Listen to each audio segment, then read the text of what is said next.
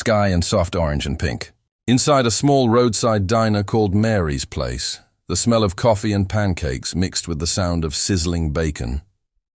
Emily Carter, a 22-year-old waitress, moved swiftly between tables with a gentle smile. Her mother was sick at home, and every shift meant another bill paid, another hope to keep the lights on. She was exhausted, but kindness was her nature, no matter how tired she felt.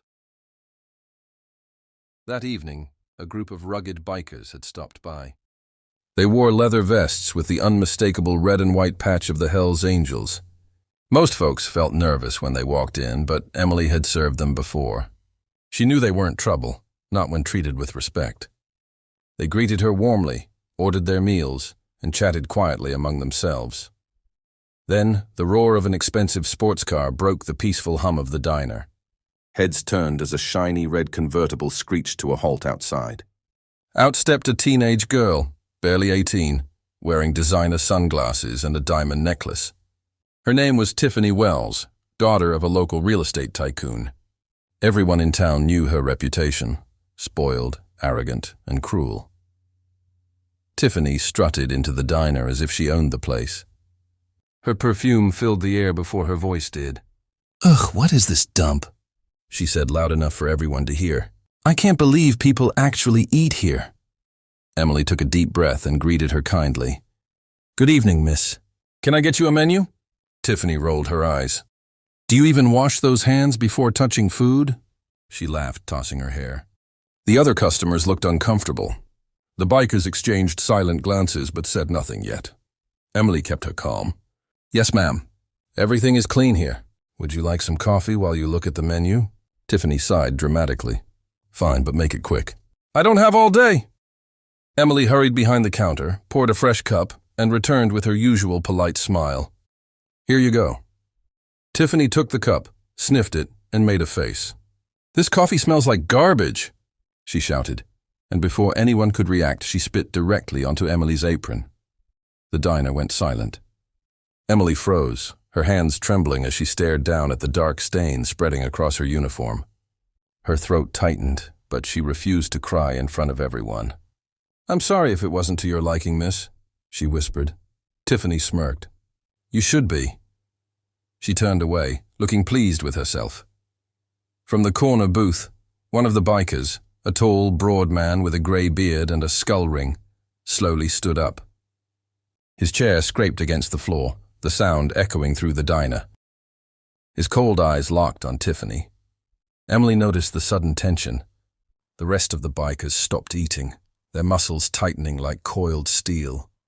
The spoiled teen had no idea she'd just insulted someone in front of 50 Hells Angels, men who believed respect was sacred, and kindness wasn't something to spit on.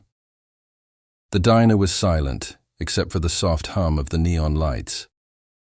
Tiffany sat back in her chair, tapping her phone without a care in the world. She didn't notice the man towering beside her until his deep voice broke the silence.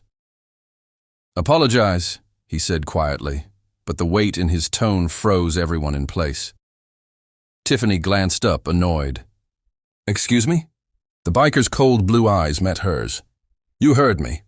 You don't spit on people who serve you." She scoffed and crossed her arms. "Who do you think you are?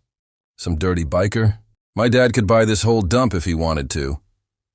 The man leaned closer, his leather jacket creaking. "Maybe he could," he said calmly, "but he can't buy respect." Behind him, the other Hells Angels stood. The sound of chairs scraping filled the air. Every biker's expression turned hard. No anger, just that silent, unshakable look that came from years of loyalty and brotherhood. The entire diner watched, holding their breath. Tiffany suddenly realized she was outnumbered. I didn't mean anything by it," she muttered, her voice trembling slightly. The biker didn't move. "You spit on someone who's working to survive. You meant it." Emily tried to step in, her gentle heart still trying to calm things down. "Please, it's okay," she said softly. "I don't want any trouble." But the biker turned to her and shook his head. "You didn't ask for this, sweetheart. You deserve better." Then he looked back at Tiffany. Outside, Tiffany's phone slipped from her hand. "What do you mean?" The man nodded to the window. Outside, engines roared to life. Deep, thunderous growls of Harley-Davidsons waiting in the parking lot.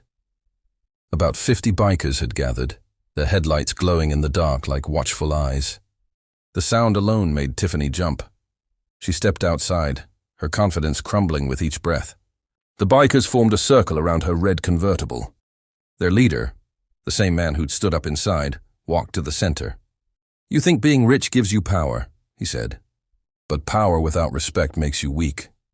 Tiffany looked around, her lips trembling. I'm sorry. I didn't mean to—" "Not to me," the man interrupted. "To her."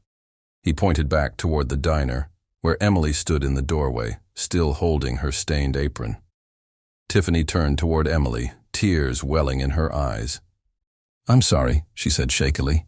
"I shouldn't have done that. I was wrong." Emily gave a small, forgiving smile. "It's okay, just be kinder next time." The biker nodded. Then, one by one, the bikers reached into their jackets, not for weapons, but for money. They handed Emily cash, covering her day's wages 10 times over. "You've earned this," the leader said. "Keep that smile." As the engines roared and the Hell's Angels rode off into the night, Tiffany stood frozen, humbled, and silent. That night she finally understood. Respect isn't bought, it's earned, and kindness always rides with power.